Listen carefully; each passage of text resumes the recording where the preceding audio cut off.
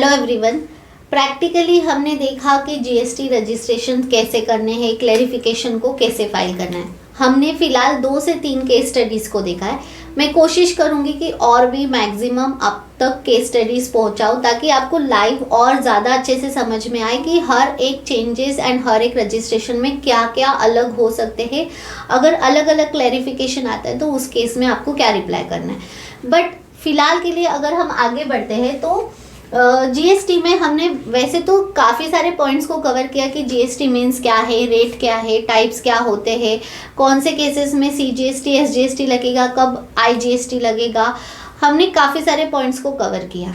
अब उसी के साथ में जीएसटी में और 2-3 पॉइंट्स हैं जो कि इम्पॉर्टेंट है एंड जो आपको बीइंग अकाउंटेंट पता होना ज़रूरी है। जैसे कि एक होता है ई वे बिल एंड एक है ई इनवॉइसिंग। आपने नाम तो कभी ना कभी तो ये वर्ड सुने होंगे, बट एग्जैक्टली ये होता क्या है तो इसका एक ब्रीफ बता देती हूँ। जैसे कि ई वे बिल है, तो ई वे बिल कब बनता है कि अगर कोई एक पर्सन एक जगह से गुड्स को ट्रांसपोर्ट कर रहा है किसी और प्लेस पे, देन ई वे बिल बनाना होता है। लेकिन ये हर एक को नहीं बनाना होता है, इसमें कुछ कंडीशन है। तो वो क्या है कि अगर इनवॉइस की वैल्यू या उस गुड्स की वैल्यू मोर देन 50,000 होगी या फिर वो मोर देन 50 किलोमीटर से अगर दूर जा रहा है, इसमें और एक कंडीशन है 50 किलोमीटर्स की। अगर इससे ज़्यादा वो दूर जा रहा है एंड अगर वैल्यू 50,000 से ज़्यादा है देन ई वे बिल बनाना क्या है, मैंडेटरी हो जाता है। ठीक है, अब ई वे बिल अगर कैसे बनाना है ये भी मैं आपको आगे वीडियो में ज़रूर उसका एक डेमो दूंगी। कंपोनेंट्स क्या होते हैं ई वे बिल बनाने के लिए, आपके पास में कौन से डिटेल्स होना ज़रूरी है। इसमें ना 2 पार्ट होता है, एक पार्ट ए होता है, एक होता है पार्ट बी। पार्ट ए में हमें ना सारी डिटेल्स डालनी होती है। क्या होता है कि हम किसे डिलीवर कर रहे हैं, मीन्स रिसिपिएंट का जीएसटी नंबर, उसी जैसे ही आप जीएसटी नंबर डालोगे आपको ऑलरेडी उसमें टैक्स पेयर्स जो भी रिसिपिएंट है उसकी कंपनी की डिटेल्स आएगी। फिर डिलीवरी एड्रेस आपको चेक करना है कि जो एड्रेस है उसी पे कर रहे हो कि अलग एड्रेस पे कर रहे हो। कभी कभी ऐसा होता है ना कि कंपनी एक जगह है लेकिन उसका वेयर हाउस अलग जगह होगा, तो आपको कंपनी के रजिस्टर्ड एड्रेस में उसका एड्रेस दिख रहा है लेकिन सप्लाई जहाँ पे प्लेस ऑफ सप्लाई है वो अलग होगा, तो आपको वहाँ पे वो मेंशन करना होता है। इनवॉइस नंबर, उसकी डेट, उसका amount, quantity, rate and HSN, ये सारी डिटेल्स आपको पार्ट ए में फिलअप करनी होती हैं। अब आता है उसमें पार्ट बी।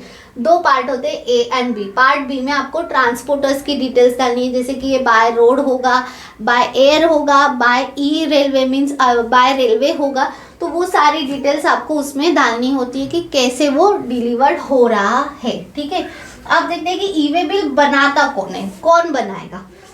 मान के चलिए जो सप्लायर है एंड एक है रिसिपिएंट। ठीक है, अगर सप्लायर रजिस्टर्ड है, रिसिपिएंट भी रजिस्टर्ड हो या अनरजिस्टर्ड हो, सप्लायर रजिस्टर्ड होगा तो कौन बनाएगा, सप्लायर बनाएगा। मीन्स जो सेल कर रहा है, जो गुड्स को बेच रहा है या भेज रहा है वो बनाएगा। अगर सप्लायर अनरजिस्टर्ड है लेकिन जो रिसिपिएंट है वो रजिस्टर्ड है, देन कौन बनाएगा, रिसिपिएंट बनाएंगे। एंड अगर दोनों ही अनरजिस्टर्ड हो गए तो जो ट्रांसपोर्टर्स है वो बनाएंगे। ट्रांसपोर्टर्स भी इसमें ई वे बिल बना सकते हैं। लेकिन अगर कोई गुड्स इनवॉइस जिसकी वैल्यू 50,000 से ज़्यादा या 50 किलोमीटर से दूर जा रहा है तो उनके पास में ई वे बिल होना, इनवॉइस की कॉपी होना एंड डिलीवरी चालान होना मैंडेटरी है। अगर ये नहीं मिलता है तो इसकी ना पेनल्टीज है। अगर कुछ चेकिंग में पकड़ा तो इसकी पेनल्टीज होती है। अच्छा, ई वे बिल में मान के चलिए डिलीवरी एड्रेस गलत हो गया, स्पेलिंग गलत हो गई, बिल्डिंग नेम गलत हो गया, लोकेशन गलत हो गया, पिन कोड गलत हो गया, तो क्या उसकी पेनल्टी है, तो यस उसकी पेनल्टी। कितनी है पेनल्टी, 1000 रुपीज। अगर पिन कोड गलत हो जाता है या एड्रेस में कुछ भी गलती हो जाती है तो उसकी 1000 रुपीज़ की पेनल्टी आपको पे करनी पड़ सकती है। तो ये ई वे बिल का एक ओवरव्यू है। इसमें और भी बहुत सारे पॉइंट्स हैं लेकिन आपको बीइंग बिगिनर इतना तो पता होना ज़रूरी है। अब हम बात करते हैं ई इनवॉइस की। अब ई इनवॉइस क्या होता है, जनरली हम लोग टैक्स इनवॉइस बनाते हैं लेकिन गवर्नमेंट ने जीएसटी में एक रूल को इम्प्लीमेंट किया, ई इनवॉइस। अब वो क्या है, ई इनवॉइस मीन्स क्या है, ऑनलाइन इनवॉइस बनेंगे। मीन्स जो आप इनवॉइस जीएसटी पोर्टल पे बनाओगे वो ऑटोमेटिक जीएसटी में इन सेल बुक हो जाएगी। पहले उसकी जो लिमिट्स थी वो अलग थी 10 करोड़, बट अभी गवर्नमेंट ने क्या किया, इस लिमिट को कर दिया है कम, मीन्स जिसका भी टर्नओवर, इसमें भी एनुअल एग्रीगेट टर्नओवर को कंसीडर करते हैं। अब एनुअल एग्रीगेट टर्नओवर क्या है, ये अगर आपको समझना है तो आप हमारे यूट्यूब चैनल से उस वीडियो को चेक कीजिए, जिसमें मैंने जीएसटी के काफ़ी सारे टॉपिक्स को कवर किया है, तो आपको वहाँ से बेसिक नॉलेज तो ज़रूर पता चल सकता है, ठीक है। तो ई इनवॉइस में अगर किसी का टर्नओवर 5 करोड़ से ज़्यादा है देन ई इनवॉइस बनाना मैंडेटरी है।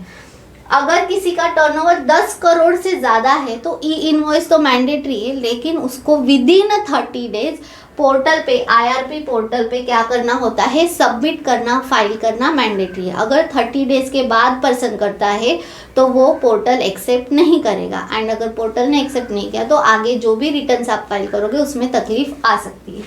तो ये है ई इनवॉइस कि अगर किसी का 5 करोड़ से ज़्यादा है टर्नओवर पिछले सालों में या एग्रीगेट करने के बाद, तो ई इनवॉइस बनाना मैंडेटरी होता है, ठीक है। तो ये है e way bill and e invoice की इंफॉर्मेशन। इतना आपको पता हो गया तो कोई प्रॉब्लम नहीं आएगा, आप आगे आराम से इसके रिलेटेड जो भी काम है वो कर सकते हो।